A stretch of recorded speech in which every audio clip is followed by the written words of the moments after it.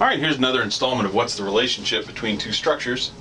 So I've drawn two Newman projections on the board, and I would ask you to hit pause, take a good long look at them, and decide if these are the same structure, just looked at from a different angle.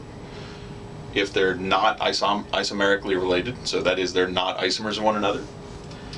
They could be constitutional isomers, so same molecular formula but connected different.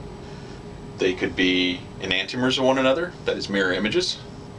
They could be non-superimposable mirror images, sorry. They could be diastereomers of one another, stereoisomers that aren't mirror images. They could be the same but meso. Alright, so hit pause and figure this out.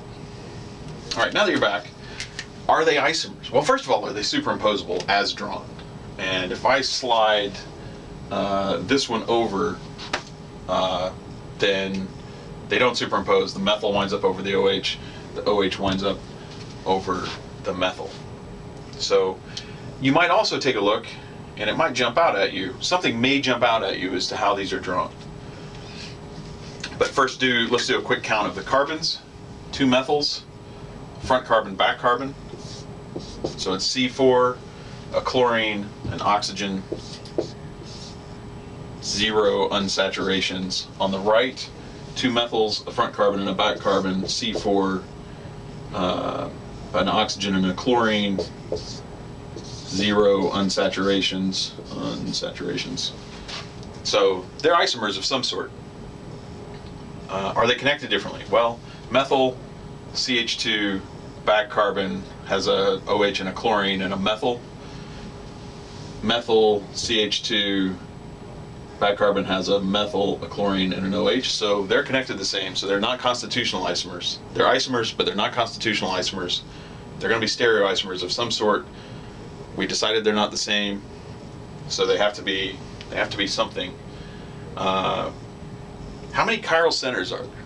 Well, the methyl's not chiral. This front carbon has 2 hydrogens, so it's not chiral. The back carbon has an OH, a methyl, a chlorine, and a CH2. The back carbon is chiral. Methyl's not chiral. Alright, same thing is true over here. The methyls aren't chiral, the CH2 is not chiral, but that back carbon has a methyl, an OH, a chlorine, and a CH2. 4 different groups, so the back carbon is chiral in both of these molecules. As you'd expect, we sort of worked up that they're isomers and not the same. So, alright, so they're going to be enantiomers or diastereomers. Can they be diastereomers? There's 1 chiral center. How many possible stereoisomers are there? 2 to the 1. Right? Number of stereoisomers equals 2 to the 1. That's 2. There's no double bond. There's no isomerizable double bond. So 1 chiral center, 2 possible stereoisomers must be, if there's a chiral atom and it has a stereoisomer and it's only got 1 other stereoisomer, these must be enantiomers. And you could have gotten this really quick. I ignored the obvious. The 2 structures are actually mirror images of one another, so that may have clued you in right at the beginning. If you did it that way, if you just looked at these and said, hey, they're mirror images and they're not superimposable, that's fine. I don't expect that you work all of these. I sort of try to go through all the possibilities in these videos. You don't have to take as long as I do to work these. Very good.